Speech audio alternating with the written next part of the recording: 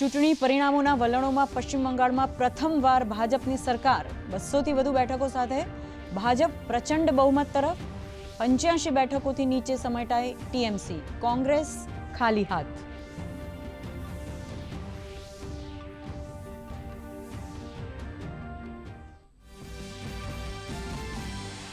આસામમાં હેમંતા બિશ્વાનો મેજિક યથાવત, ફરી એકવાર બીજેપીને જંગી બહુમત, કોંગ્રેસનો કારમો પરાજય. કેરળમાં ડાબેરીઓનો અંતિમ કિલ્લો ધ્વસ્ત, 10 વર્ષ બાદ યુડીએફ સંભાળશે સત્તાનું સુકાન.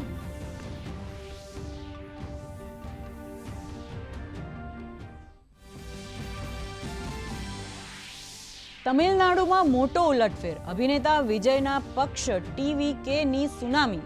પ્રથમવાર ચૂંટણી લડનાર પક્ષ ટીવીકે સૌથી મોટા પક્ષ તરીકે ઉભર્યો.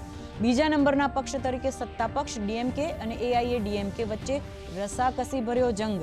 પુડુચેરીમાં એનડીએને બહુમત. બંગાળ, અસમ, પુડુચેરીમાં શાનદાર જીતને પગલે રાજ્ય સહિત દેશભરના ભાજપ કાર્યાલયોમાં જીતની ઉજવણી. પ્રધાનમંત્રી નરેન્દ્ર મોદીનું કમલમ ખાતે સંબોધન થશે. અમિત શાહે કહ્યું, બંગાળમાં ભય સામે ભરોસાની જીત.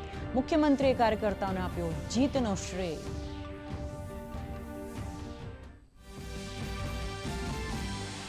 ઉમરેઠ પેટા ચૂંટણીના પરિણામો જાહેર. ભાજપે ગઢ જાળવી રાખતા હર્ષદ પરમારનો મોટા માર્જિનથી ભવ્ય વિજય. ગુજરાત ભાજપે જીત બદલ મતદારોનો માન્યો આભાર.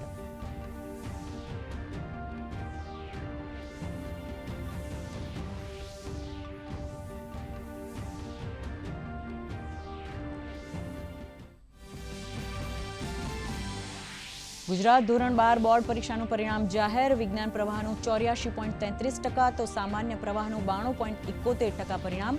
સાયન્સમાં મોરબી 94.85% સાથે સૌથી વધુ પરિણામ ધરાવતો જિલ્લો. બનાસકાંઠાનું કુંભારિયા કેન્દ્ર પ્રથમ સ્થાને, તો સામાન્ય પ્રવાહમાં ડાંગ આહવા નોંધાયું સૌથી વધુ પરિણામ. શહેરી આરોગ્ય કેન્દ્રો હવે આયુષ્માન આરોગ્ય મંદિર તરીકે થશે કાર્યરત. આરોગ્ય રાજ્યમંત્રીએ જન આરોગ્ય સમિતિની રચનાની કરી જાહેરાત. મહિલા અને બાળ કલ્યાણ મુદ્દાઓને અગ્રતા આપવા સમિતિમાં 50 મહિલા પ્રતિનિધિત્વ ફરજિયાત. સ્થાનિક પ્રશ્નોનું ઝડપી નિરાકરણ લાવવા દર મહિને બેઠકનું આયોજન.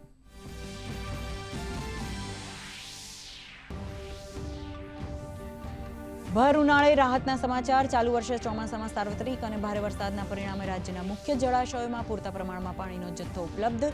ગત વર્ષની અપેક્ષામાં સાપેક્ષમાં રાજ્યમાં એકંદરે 9%થી વધુ જળ સંગ્રહ. મધ્ય ગુજરાતમાં સૌથી વધુ 59%થી વધુ પાણીનો સંગ્રહ. રાજ્યમાં ગરમી ઉકળાટનું જોર રહેશે યથાવત. આગામી 7 દિવસ દરમિયાન મહત્તમ તાપમાનનો પારો 40 થી 42 ડિગ્રી વચ્ચે રહેવાનું અનુમાન. તો 6મી અને 7મી મેએ ઉત્તર અને દક્ષિણ ગુજરાતના દરિયાકાંઠા ક્ષેત્રમાં હીટવેવનું એલર્ટ. દેશના અનેક રાજ્યોમાં વૈશાખમાં અષાઢી માહોલ.